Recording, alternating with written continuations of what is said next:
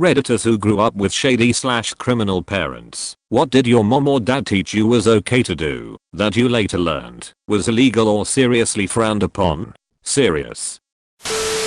I mean, I knew it was illegal, but probably growing all the cannabis when I was a kid.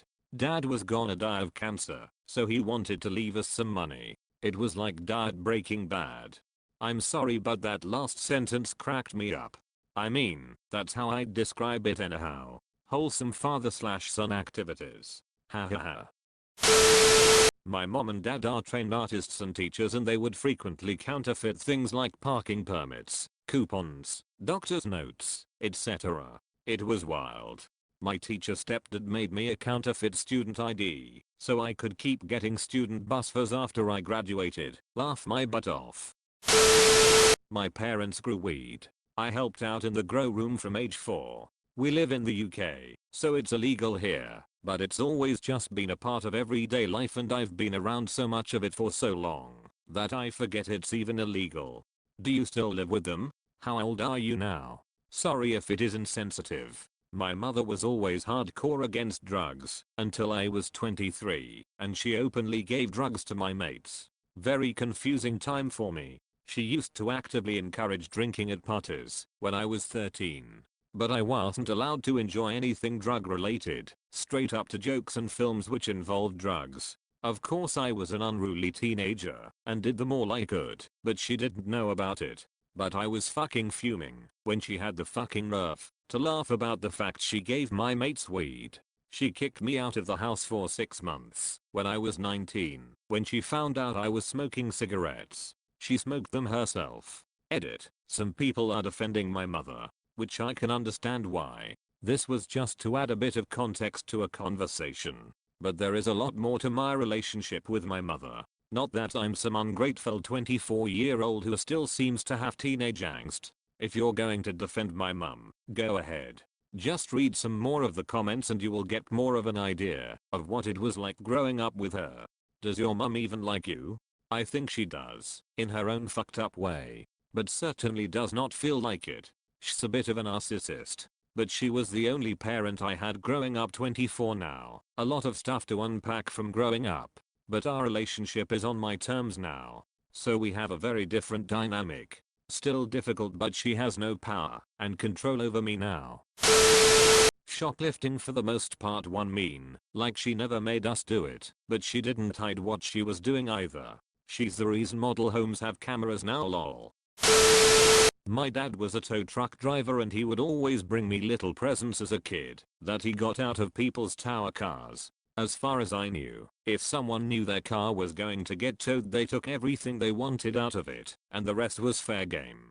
Holy shit, same. My parents owned a repossession business when I was a kid. That's how I got my first computer. Someone had just left it in their car. Reading this thread makes me wonder about their business as a whole. My impression has always been that it was a legit business, but that my dad just dodged taxes and eventually got caught. Now I'm thinking that it's possible it was a front of some sort.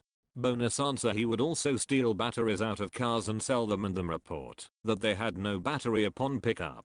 Real class act.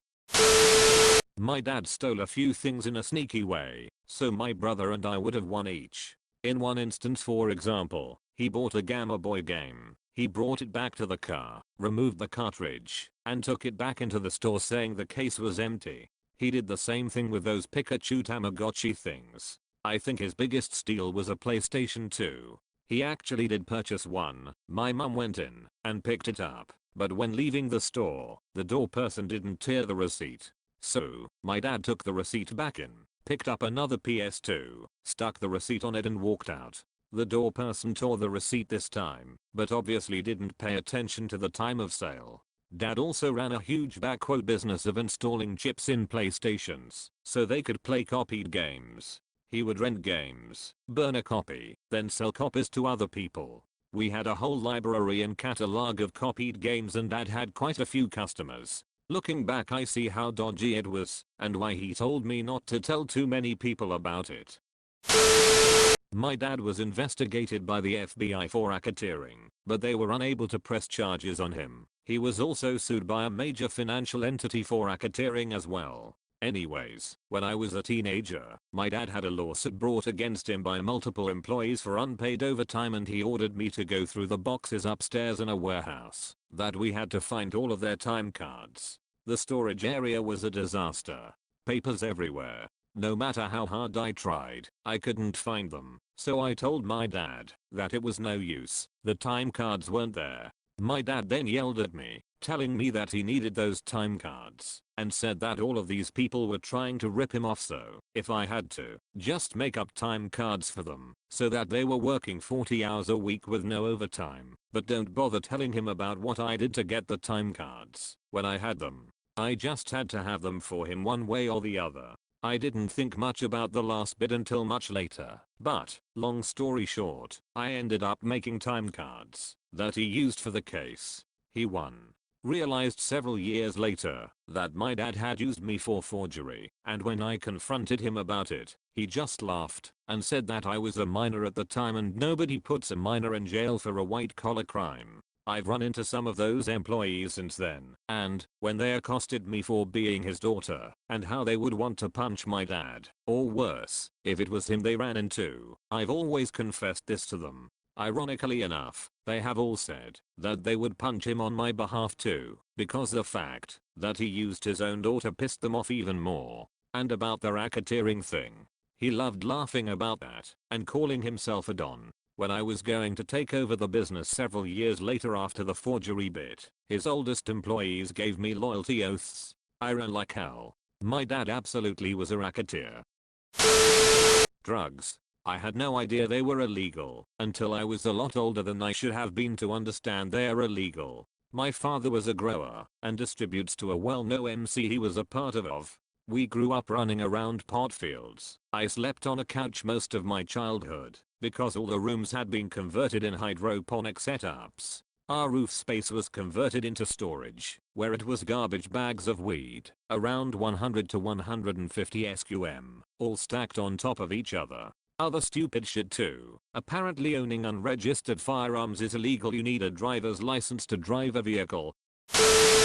My family did a lot of petty, trashy crime, shoplifting, theft, domestic assault, drugs, etc. I thought it was normal for adults to just kinda go to jail every few years for a day or two until I was 10. Now, my stepdad is out of my life. My mom is too old/ill to do anything particularly bad, and my dad may have helped finance a district attorney's election, which has saved him mountains in legal fees for himself and the hookers he frequents.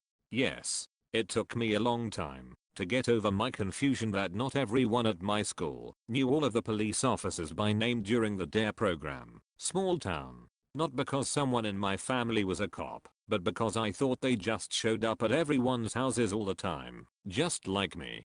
Funny how we assume everyone lives similar lives when we are kids. My dad was a mechanic. The ones that stick out was when he would charge for a new replacement part and then go to the local junkyard and get the part from there. If the customer asked up front, he would be honest and offer the two options. Junkyard part equals cheap, but likely reliable, or new equals expensive and only parts warranty. If they didn't ask, most of the time it was a junkyard part.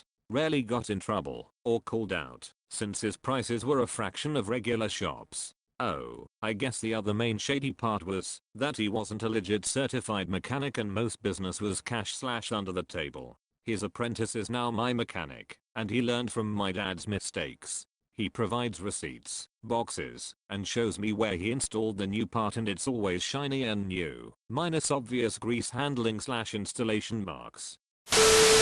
I used to be told everything was okay as long as you don't get caught. They kind of said it like a throwaway phrase, but I really took it to heart. It gave me a real lack of respect for any authority at all, and made it seem more like a game than real life consequences. I would do illegal shit just to get the rush of wondering on whether or not I'd be caught. Once I was caught, I would just shrug and act like their winning didn't bother me. Kinda like their punishment was just them gloating about me getting caught. I grew up in Eastern Europe, and we were told in school by the teachers that we are allowed to cheat on tests etc. as long as we are not caught. If someone got caught, they were punished, not for being "dishonest", but for not being smart enough and getting caught. A very similar mentality, common in communist countries / dictatorships etc. A family friend was in the import / export business for gemstones. I didn't realize it could be illegal to transport gems across borders. We would have gem parties where a dining table that can sit 12 would be completely covered in bowls of gems and jewelry to buy. Same as Tupperware parties, but for gems. Some stones my parents got appraised shocked their jeweler. Super rare colors of different stones that they had never seen before. That friend has gone legit. Owned some mines in Africa now.